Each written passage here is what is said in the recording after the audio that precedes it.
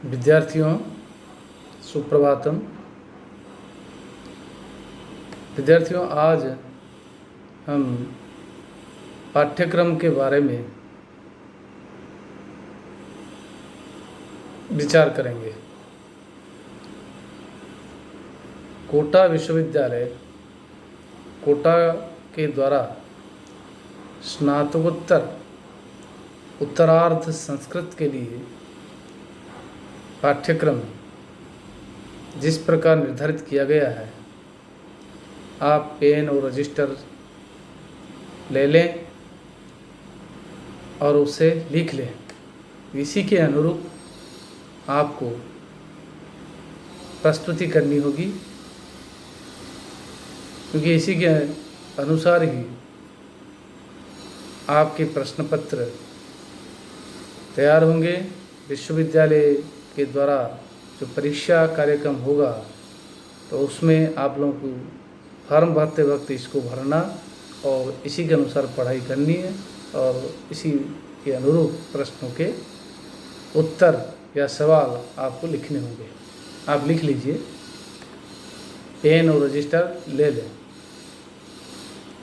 विद्यार्थियों, स्नातकोत्तर उत्तरार्ध के लिए 5 प्रश्न पत्र निर्धारित है, क्योंकि आप लोगों ने स्नातकोत्तर पूर्वार्ध की कक्षा में 4 प्रश्न पत्र पढ़े थे और उत्तरार्ध में आपको 5 प्रश्न पत्र पढ़ने होंगे। हमारे यहाँ नियमित विद्यार्थियों के लिए साहित्य ग्रुप संधारित है, इसलिए मैं साहित्य ग्रुप के पाठ्यक्रम आप लोगों को लिखा रहा हूँ, आप लोग लिख लीजिए। साहित्य ग्रुप के लिए जो 5 प्रश्न पत्र है, इसमें से जो प्रथम प्रश्न पत्र है वह है, उसका नाम है संस्कृत काव्य शास्त्र। साहित्य वर्ग साहित्य में प्रथम प्रश्न पत्र का नाम है संस्कृत काव्य शास्त्र। लिख लिया। 3 घंटे का यह प्रश्न पत्र हो। संस्कृत माध्यम से आपका संस्कृत के जो प्रश्न पत्र है उसका निर्माण किया जाएगा, परंतु आप लोगों को यथेच्छ संस्कृत, हिंदी, अंग्रेजी किसी भी भाषा में उत्तर देना होगा। परंतु प्रत्येक प्रश्न पत्र, जैसे प्रथम प्रश्न पत्र है, इसमें 20% अंक संस्कृत माध्यम से उत्तर देना अनिवार्य है और उसमें बाकायदा बताया जाएगा कि इस प्रश्न का उत्तर आपको संस्कृत में लिखना है। बाकी जो प्रश्न है उसको आप किसी भी भाषा में, तीनों भाषाओं में से आप प्रस्तुत कर सकते हैं। और संपूर्ण पाठ्यक्रम को 3 खंडों में विभाजित करके प्रश्न आएंगे। खंड अ, खंड ब और खंड स। खंड अ में प्रत्येक इकाई से 2 लघु प्रश्न लेते हुए कुल 10 प्रश्न होंगे और प्रत्येक लघु प्रश्न का उत्तर लगभग 20 शब्दों में होना चाहिए।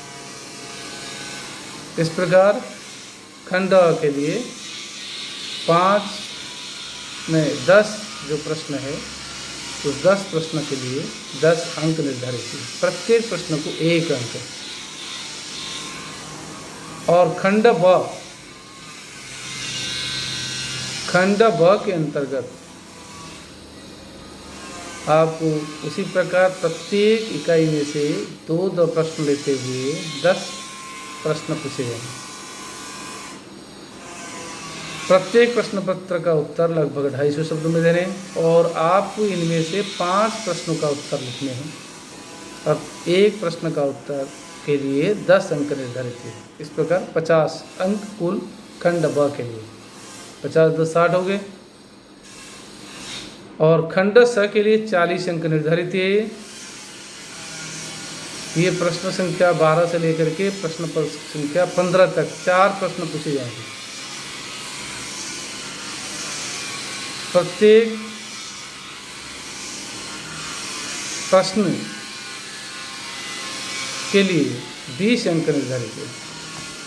लेकिन 12वां प्रश्न जो है वो आपको अनिवार्य रूप में करना होगा, और 13वें 14वें 15वें प्रश्न में से किसी भी एक प्रश्न का उत्तर आप लिख सकते हैं, यह आपकी इच्छा अनुसार ऐच्छिक है। और प्रत्येक प्रश्न का उत्तर लगभग 500 शब्दों में देना होगा। तो एक प्रश्न जैसे 12वां प्रश्न है, इसका 20 अंक है, और 13-14 में से किसी एक प्रश्न का उत्तर लिखना, वो 20 अंक, कुल 40 अंक हो गया। तो 10, 50 और 40 कुल 100 अंक का प्रश्न पत्र है। इसमें विस्तृत पाठ्यक्रम इस प्रकार होगा। जो पुस्तकें आप लिख लीजिए, 5 इकाइयों के लिए आपको कुल मात्र 3 पुस्तकें लेनी है। लिख लीजिए, 5 इकाई का ये प्रश्न पत्र है, इसमें कुल आपको 3 पुस्तकें खरीदने हैं।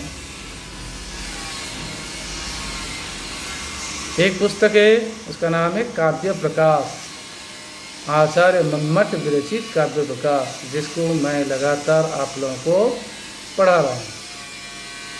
आपके लिए क्लास चल रही है लगातार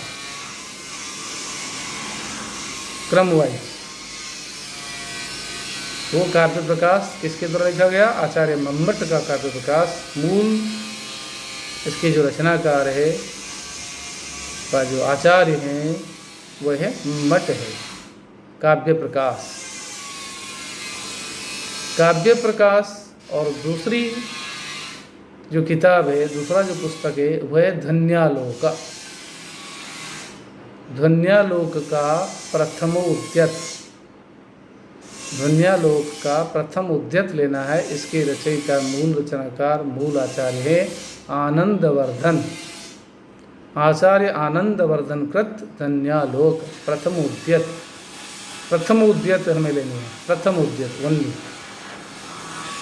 और तीसरी किताब, तीसरा पुस्तक जो है वह है कुंतक रचित वक्रोक्ति जीवितम, आचार्य कुंतक रचित वक्रोक्ति जीवितम।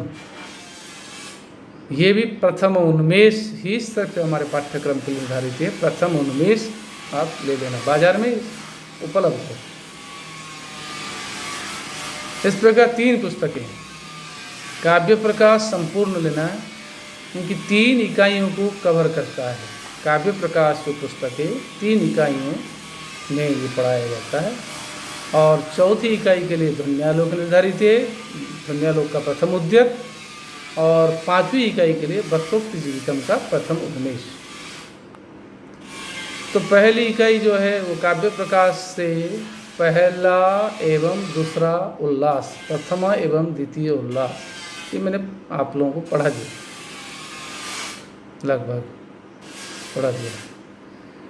वो इकाई द्वितीय जो काव्य प्रकाश का है वो तृतीय, चतुर्थ एवं पंचम उल्लास।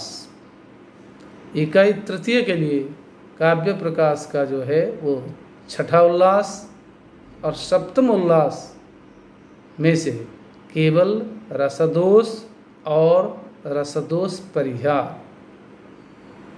तथा अष्टम उल्लास पूरा संपूर्ण।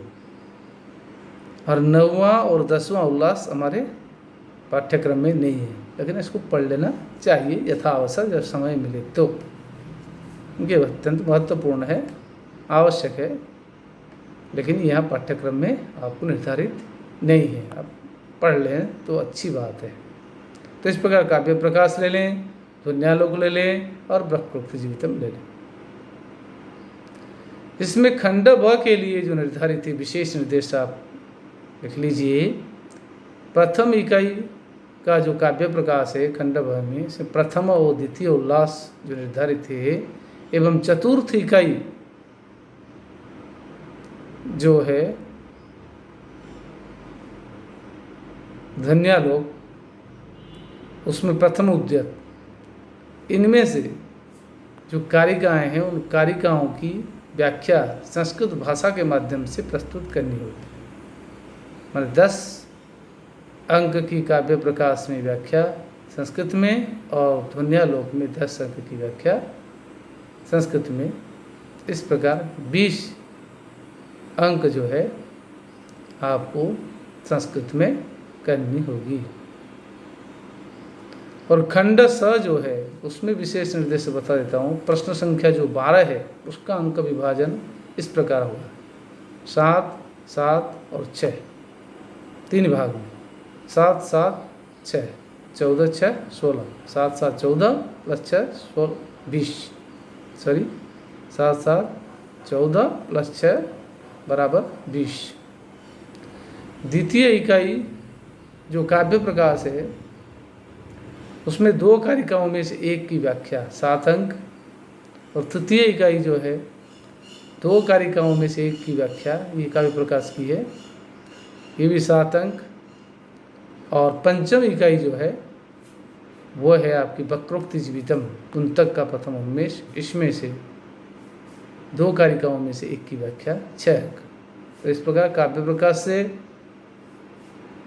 2 कारिकाएँ में 4 कारिकाओं में से 2 कारिकाएँ की व्याख्या करनी है, और पंचम इकाई जो वक्रोक्त जीवितम उसमें से 2 कारिकाओं में से एक कारिका करनी है, जो कि 7, 7, 6 बराबर 20 अंक का ये 12वां अंक का प्रश्न है।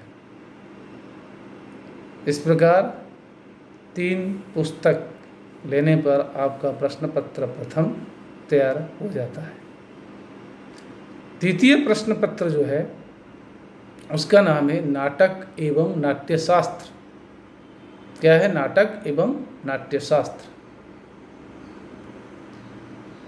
नाटक एवं नाट्यशास्त्र यह आभाषा क्रम में उसी प्रकार होगा, उसको मैं रिपीट नहीं कर रहा हूँ, ध्यान रख लीजिएगा। सीधे आ जाता हूँ पुस्तकों के पर। 5 इकाइयों के अंतर्गत आपको कुल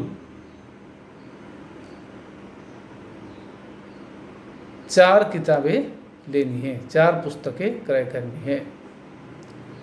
उत्तर रामचरितम भवभूति विरचित उत्तर रामचरितम, और दूसरा है शूद्रक विरचित मृच्छकटिकम, तीसरा है धनंजय आचार्य धनंजय विरचित दशरूपकम, और चौथी किताब जो चौथा पुस्तक है वो भरत मुनिकृत नाट्यशास्त्र का प्रथम एवं द्वितीय अध्याय।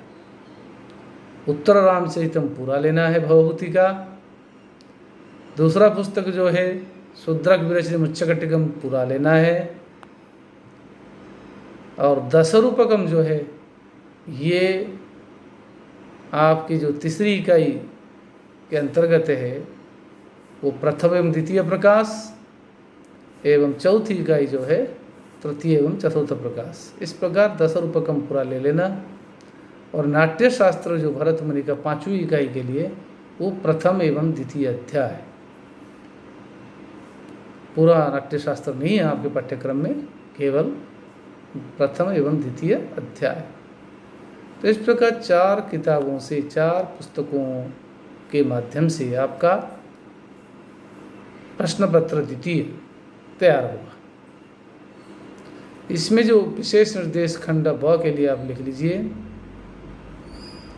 उत्तर रामचरितम एवं मृच्छकटिकम में से 2 श्लोकों की जो व्याख्या है वह संस्कृत भाषा के माध्यम से प्रस्तुत करनी होगी।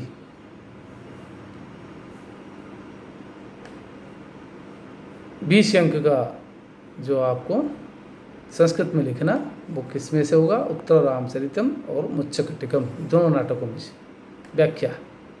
और खंड स जो प्रश्न संख्या 12 है, अनिवार्य प्रश्न है, तो उसका विभाजन देख लीजिए। वही 7, 7, 6 के माध्यम रूप में इसको विभाजित होगा ये प्रश्न पत्र। उत्तर रामचरितम के 2 श्लोकों में से एक श्लोक की व्याख्या 7 अंक, प्रथम इकाई का जो उत्तर रामचरितम, और मुच्छकटिकम 2 श्लोकों में से एक श्लोक की व्याख्या दूसरी इकाई के अंतर्गत, ये 7, 7, 14 हो गए। और मुच्छकटिकम और दशरूपकम की जो कारिका है तीसरी एवं चौथी, इनमें से किसी में से भी कारिका पूछी जाएगी, वो 6 अंक, 2 में से एक कारिका करनी है, 6 अंक का। तो इस प्रकार 7, 7, 6 बराबर 20 अंक का ये प्रश्न पत्र है, 12वां प्रश्न पत्र। यह आपका खंड स के अंतर्गत 12वां प्रश्न है। ये द्वितीय प्रश्न पत्र आपका प्रस्तुत हो गया। विद्यार्थियों, आज हम यही विराम लेते हैं